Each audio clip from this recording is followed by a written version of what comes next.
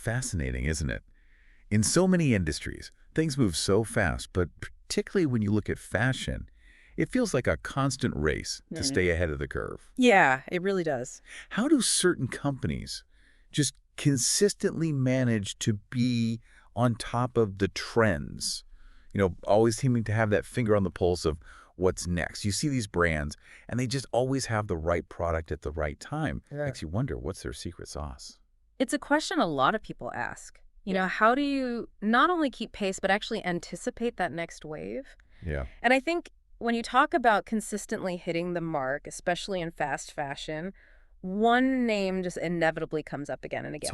Zara, absolutely. They become this global retail powerhouse. They really have. I mean, they're everywhere. Yeah. So that's what we're diving into today. What is it that makes them so successful? Exactly. What's driving that success? What are they doing that's so different that allows them to just be so in tune with what people want?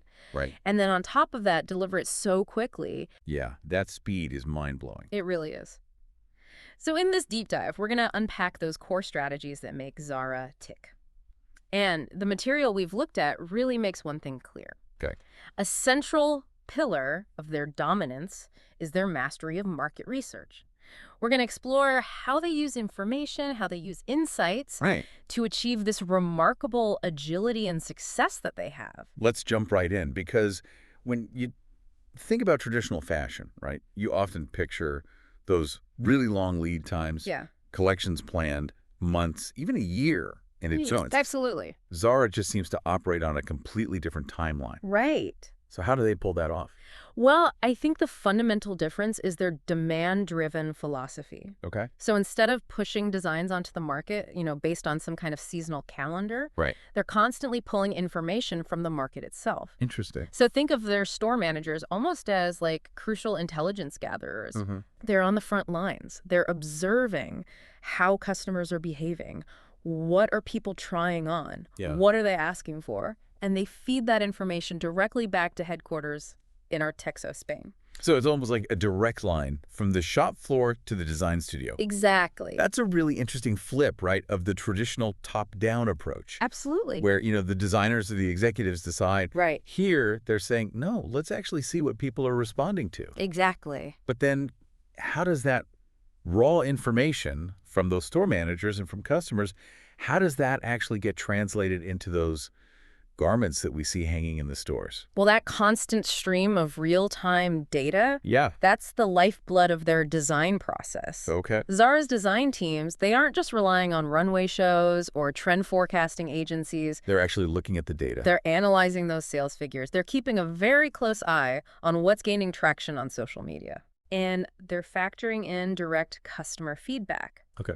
This allows them to operate with incredibly compressed design and production cycles. Compressed how much? We're talking about the ability to take a new idea from the initial concept to a finished product in a Zara store. Okay. In as little as 15 days. 15 days. Yeah, which when you think about all the steps involved. Yeah, it seems impossible. It's really remarkable. That puts things into perspective. Right. Like most companies, in 15 days. Yeah. They would still be in the brainstorming phase. Absolutely. So what's the advantage of that? Yeah, what is the core advantage of being able to move that quickly? Well, there are a lot of benefits to this agility. All right. Firstly, it really mitigates the risk of overstock. Okay. Because they're responding to actual demonstrated demand. Right. They're far less likely to end up with lots of unsold items at the end of a season. Which is a huge problem in the fashion industry. Huge problem. Yeah. Secondly, it ensures that their offerings are relevant. They're essentially giving customers what they're actually looking for, almost in real time. It's like they've figured out how to stay perpetually in tune with the current moment. Yeah. Which, in fashion, that's everything. Absolutely.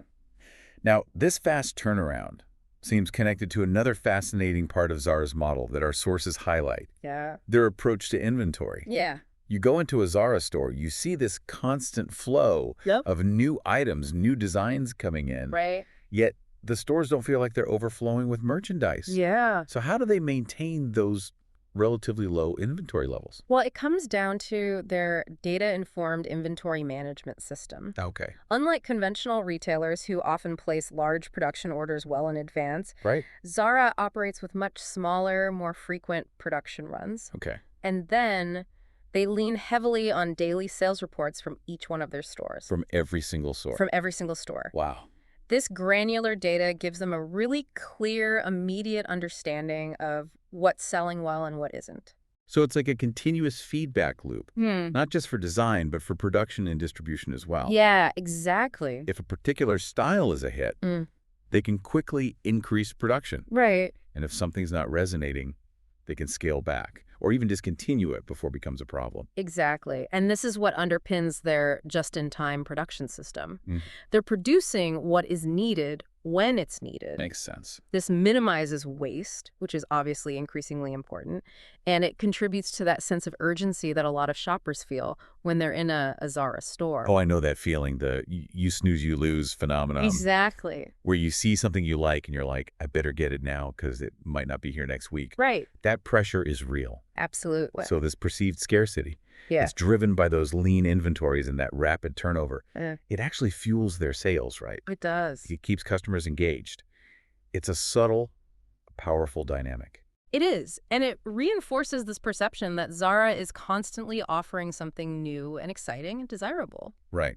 Now, shifting gears a bit, our sources also point out that Zara doesn't just respond to these global trends. They also seem to have this... While their locations, say in European fashion capitals, might feature more avant-garde, trendier pieces. That makes sense. So it's not just broad generalizations. Yeah. It's a much more refined understanding of those local tastes. How are they getting this information? How do they know what people want in different places? Well, our sources indicate that they're analyzing localized social media trends. They're looking at in-store feedback specific to those regions. Okay. And they're also analyzing online browsing behavior within those markets. So they're really using a variety of data points to get this granular understanding. They are. But it's not just about knowing what people want.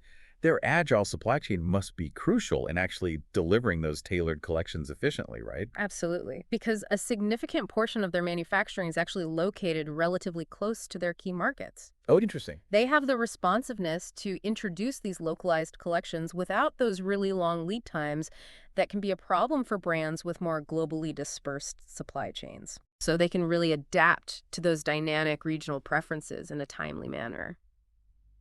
It's fascinating to see how all these different elements, the real-time data, the flexible production, the localized understanding, they're all interconnected. They are. And it sounds like technology plays a key role in enabling all of this. You're absolutely right. It's not just the initial data collection, it's woven throughout their entire process. Exactly. In today's retail environment, the strategic use of technology is crucial. Yeah. And Zara has been very adept at leveraging it, both to enhance the customer experience and their own operational efficiency, which further feeds into their market understanding. Give me an example. A prime example is their use of RFID technology, or radio frequency identification. Okay, RFID. We've heard a lot about it in supply chain management. Yeah. So how does it specifically benefit Zara? Well, RFID tags are attached to every single garment. Wow. This allows for really precise, real-time tracking of inventory throughout their entire supply chain, right down to individual items in a specific store. So they know where every single item is. They do. This empowers store associates to quickly and accurately check stock levels, locate items for customers, and manage the whole restocking process far more efficiently.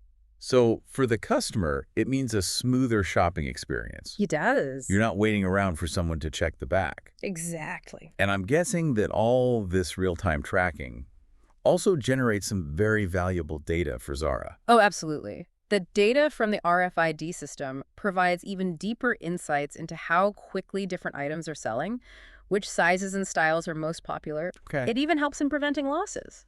Makes sense. Now, beyond RFID, they've also incorporated other digital tools, right? They have. To create a more seamless connection between the online and physical shopping experience. Exactly. Like their mobile app, for instance. Their mobile app's a great example. It uses AI-powered recommendation engines Oh, interesting. that suggest items and complete outfits based on your browsing history and past purchases. So it's getting to know me as a shopper. It is. It's another way to personalize that shopping experience. And of course, to gather data on individual customer preferences, they've even experimented with augmented reality in some stores. Augmented reality in store. Yeah, allowing customers to virtually try on items. Wow.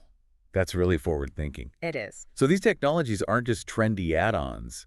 They're really contributing to Zara's understanding of the market and their ability to operate so efficiently. Absolutely. And they create this virtuous cycle. Okay. The technology enhances the customer experience, Right. which generates more data, Right. and then that data allows them to optimize their offerings and their operations. So to bring it all together, Yeah. Zara's dominance in fast fashion, it's not just about luck or a knack for spotting trends. Right. It's a very deliberate, sophisticated system It is. built around actively listening to the market Yes. and then reacting quickly. with incredible speed and precision. Exactly.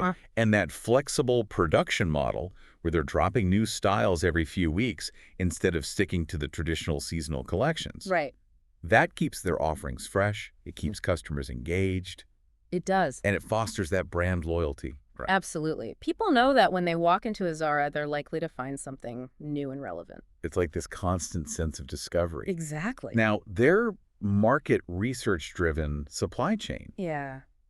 with their manufacturing, often so close to key markets, Yeah. and that ability to respond almost in real time to shifts in demand, Right. that's what gives them that competitive edge. It does, both in terms of efficiency and ultimately profitability. They've really redefined what it means to be agile and market responsive in the fast fashion industry. They have. And at its core, Zara's strategy boils down to this continuous feedback loop. Oh. Consumers signal their preferences through their purchases and their interactions. Right. That information is rapidly collected and analyzed. And then it's translated into new designs and adjustments to inventory, At lightning speed. all powered by data and the strategic use of technology. And that 15-day turnaround that we talked about earlier, Yeah. that's a tangible outcome of this really well-oiled machine.